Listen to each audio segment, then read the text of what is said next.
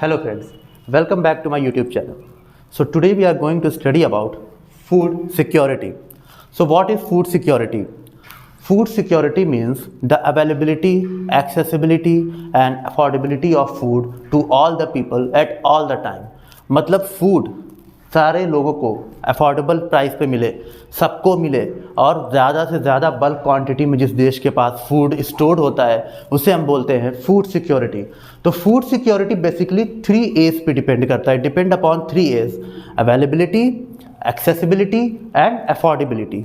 Availability का मतलब होता है क्या कि गवर्नमेंट के पास या किसी देश के पास जो फूड है वो कितने अमाउंट में स्टोर्ड है, मतलब कि खेती होने के बाद, फार्मिंग होने के बाद जितने फूड आपके स्टोर्ड हो चुके हैं, या अगर फूड थोड़े कम पड़ रहे हैं तो इंपोर्ट कराने के बाद ग्रेनरीज, गवर्नमेंट की जो ग्रेनरीज होती है उसके पास कितने अमाउंट ऑफ फूड हैं, सफिशिएंट अमाउंट ऑफ फूड हैं कि नहीं, इस पर डिपेंड करता है। दूसरा होता है एक्सेसिबिलिटी। एक्सेसिबिलिटी का मतलब होता है कि जो फूड स्टोर्ड है वो लोगों तक आराम से लोगों तक पहुंच रहा है या नहीं, लोग उसे एक्सेस कर पा रहे हैं कि नहीं, उस फूड को लोगों तक पहुंच रहा है कि नहीं, इसे हम बोलते हैं एक्सेसिबिलिटी। मतलब मैक्सिमम टू मैक्सिमम लोगों तक फूड पहुंच पाता है या नहीं, उसे हम बोलते हैं एक्सेसिबिलिटी। और अफोर्डेबिलिटी का मतलब होता है कि वो जो फूड है वो मैक्सिमम लोग उसे अफोर्ड कर पाते हैं या नहीं।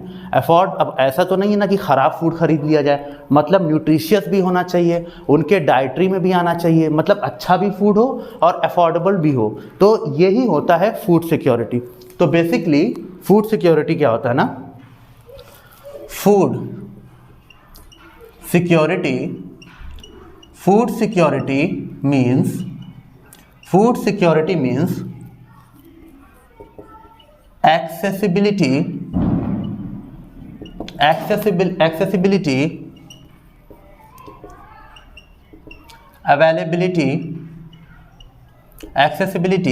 availability and affordability of food,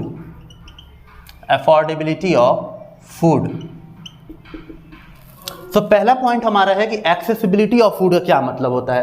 accessibility का जैसे मैंने बता दिया ना, when food is reached to all the people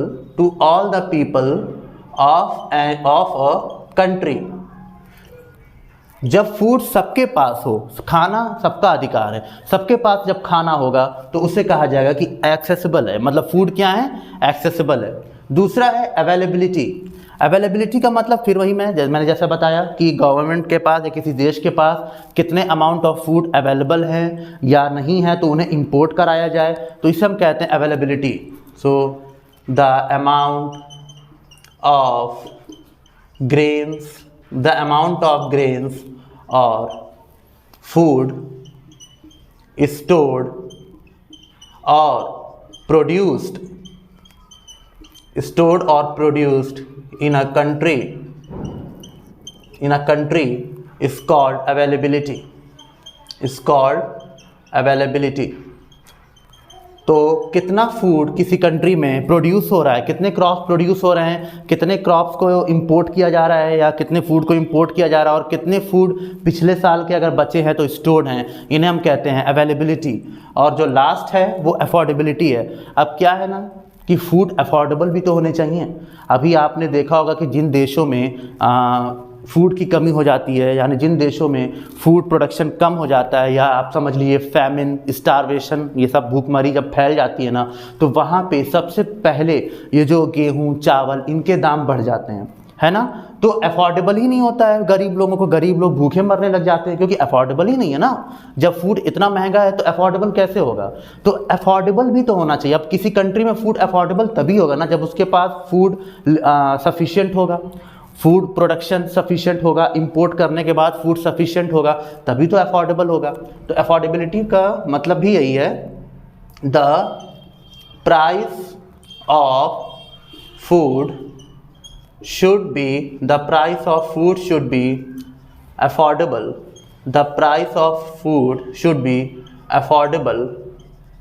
to every people.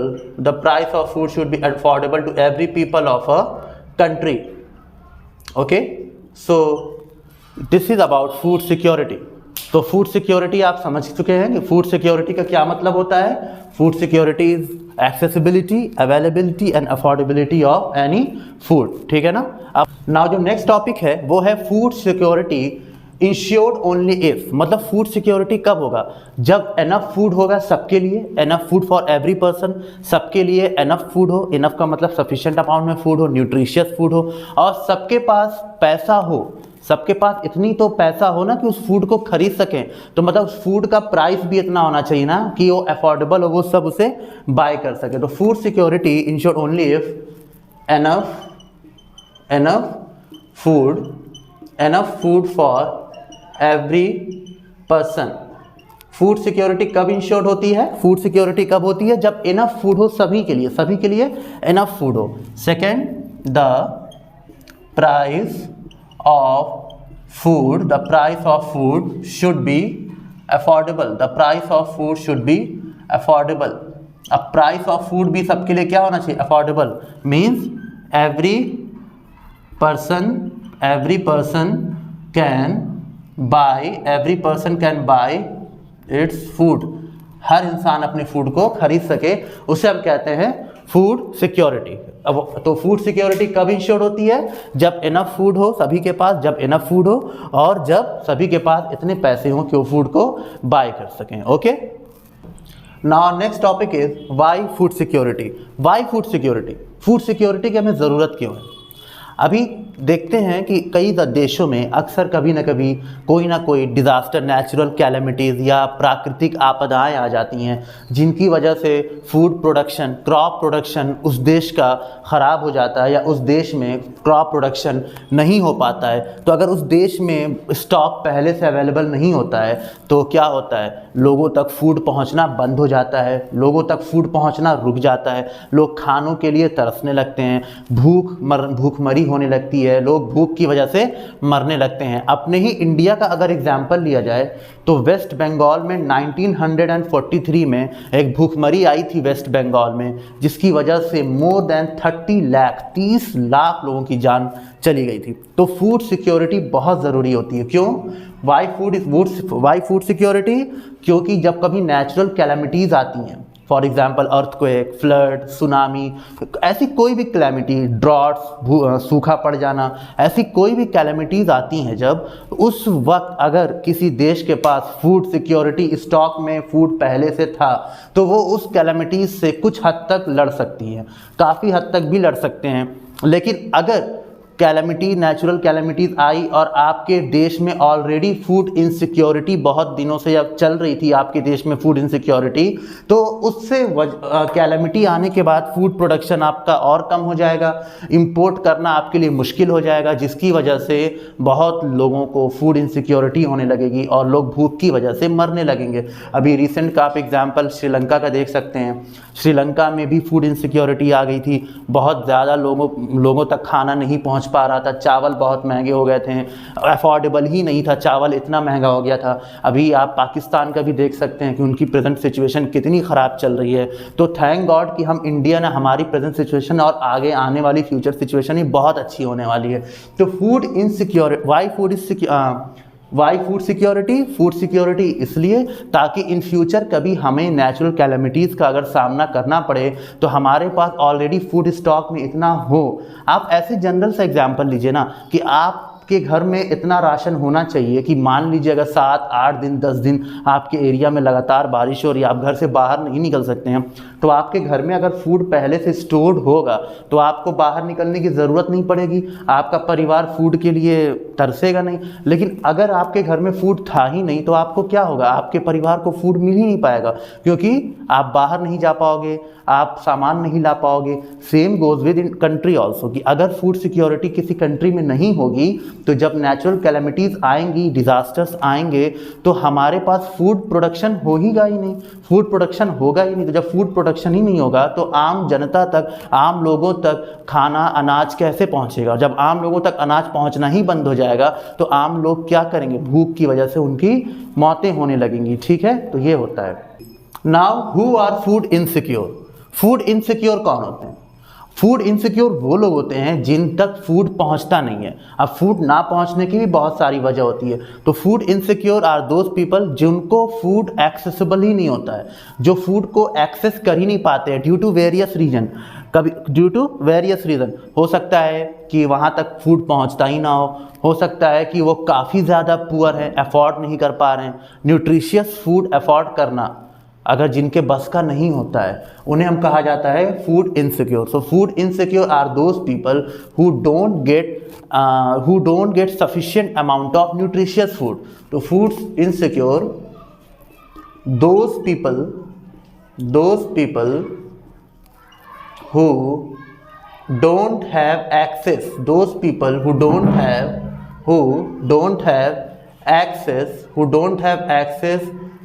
to the sufficient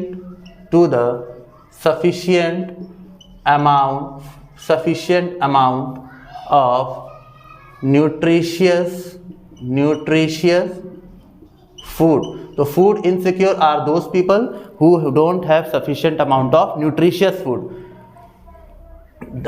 और रीज़न क्या हो सकता है? Financial reason.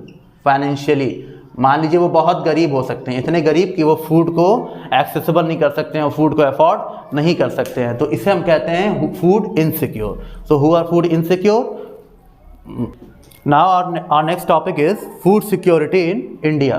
तो देखो जब ग्रीन रिवॉल्यूशन आया इंडिया में, अब देखो 30 साल से इंडिया के पास फूड इनसिक्योरिटी नहीं हो रही है। 30 सालों से हमने फूड को अच्छे से सिक्योर कर लिया है। जब ग्रीन रिवॉल्यूशन आया इंडिया में, ग्रीन रिवॉल्यूशन क्या होता है? ग्रीन रिवॉल्यूशन का मतलब होता है production of high production of crops. अब high production of crops by using chemical fertilisers like pesticide, है ना, हाई प्रोडक्शन ऑफ क्रॉप्स, इसे कहते हैं ग्रीन रिवॉल्यूशन। ठीक है, तो जब ग्रीन रिवॉल्यूशन आया तो इंडिया के पास अच्छा खासा स्टॉक होने लगा फूड्स का, और उसी में से एक है बफर स्टॉक। बफर स्टॉक का मतलब क्या होता है? The stock of wheat and rice, the stock of food grains, rice and wheat procured by the government through food Corporation of India. Food Corporation of India एक government organisation है। वो क्या करती है? फार्मर्स से फूड खरीदती है, farmers से क्रॉप खरीदती है एमएसपी पे। एमएसपी मतलब होता है मिनिमम सपोर्ट। एमएसपी का मतलब क्या होता है? Minimum support price. तो एमएसपी पे, मिनिमम एमएसपी पे खरीदती है और उसको स्टोर कर लेती है क्रॉप्स को। कौन? FCI, food Corporation of India, stock को स्टोर कर लेती है और उसके बाद वो लोगों तक उस फूड को डिस्ट्रीब्यूट करती है थ्रू वेरी लेस अमाउंट। जैसे आपने देखा होगा राशन की दुकानों पे लोग खड़े रहते हैं, कितना 10-20 रुपए, 10 रुपए किलो में इनको मिल जाती है, चावल गेहूं मिल जाता है ना। तो buffer stock, the stock of food grains, rice and wheat procured by the government through the Food Corporation of India. The FCI purchases rice and wheat from the farmers in state which have surplus production. The farmers are paid minimum support price, MSP. The farmers are paid minimum support price. अब होता क्या है ना कि जब sowing का season होता है, जब धान काटे जाते हैं ना, उसी समय गवर्नमेंट जो है वो एमएसपी अनाउंस कर देती है ताकि फार्मर्स ज़्यादा से ज़्यादा फूड क्रॉप प्रोडक्शन करें, फार्मर्स ज़्यादा से ज़्यादा क्रॉप प्रोडक्शन करें। अब बात आती है कि बफर स्टॉक की ज़रूरत क्या है। देखो बफर स्टॉक की ज़रूरत इसलिए है ना ताकि कभी कोई नेचुरल कैलेमिटीज़, नेचुरल डिज़ास्टर्स आते हैं ना, तो कंट्री के पास इतने अमाउंट ऑफ फूड होना कि वो सबको डिस्ट्रीब्यूट कर सके, है ना। अभी कोरोना के टाइम पे जैसे सरकार ने स्कीम चलाई थी, सबके घरों पे फ्री में राशन आ रहा था ना, तो ये कहाँ से आता है? ये बफर स्टॉक से ही आता है। सो बफर स्टॉक क्या होता है? The stock of food grains, rice and wheat procured by the government through the Food Corporation of India. The FCI buys food at the MSP, है ना। So this is called buffer stock.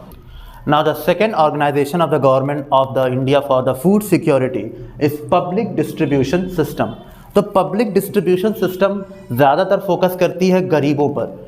Poorer section of the society can procure food from the ration shop. जो गरीब लोग होते हैं, जिनके पास इतने पैसे नहीं होते हैं कि वो दुकानों से राशन अपना ख़रीद सकें, तो उनके लिए गवर्नमेंट ने स्कीम्स लॉन्च की होती है, जैसे राशन कार्ड जिनके पास होता है, जिनके पास बीपीएल होता है, बिलो पॉवर्टी लाइन वाला कार्ड, बीपीएल कार्ड, ऐसे लोग क्या करते हैं ना कि राशन शॉप से बहुत सस्ते अमाउंट में, है ना, बहुत सस्ते अमाउंट में वो राशन खरीद सकते हैं। तो पब्लिक डिस्ट्रीब्यूशन सिस्टम क्या होता है? Poorer section of the society can procure food from the ration shop in these ration shops people can buy food at a very low price. आपको भी पता, आपने भी अपने आसपास लोगों को देखा होगा, गरीब लोग राशन शॉप से जाते हैं और अपने फूड को वो खरीदते हैं बहुत मिनिमम प्राइस पे। राशन शॉप्स को ही हम लोग फेयर प्राइस शॉप भी बोलते हैं। तो ration shops are also known as fair price shops. और हमारे इंडिया में there are about nearly 5.5 lakh 5.5 lakh या उससे ज़्यादा राशन शॉप्स हमारे इंडिया में करेंटली अभी वर्किंग पीरियड में हैं। तो एक तो था आपका बफर स्टॉक, दूसरा होता है आपका पब्लिक डिस्ट्रीब्यूशन सिस्टम, है ना। तो पब्लिक डिस्ट्रीब्यूशन सिस्टम में poorer section of the society can procure food from the ration shop, पहला पॉइंट।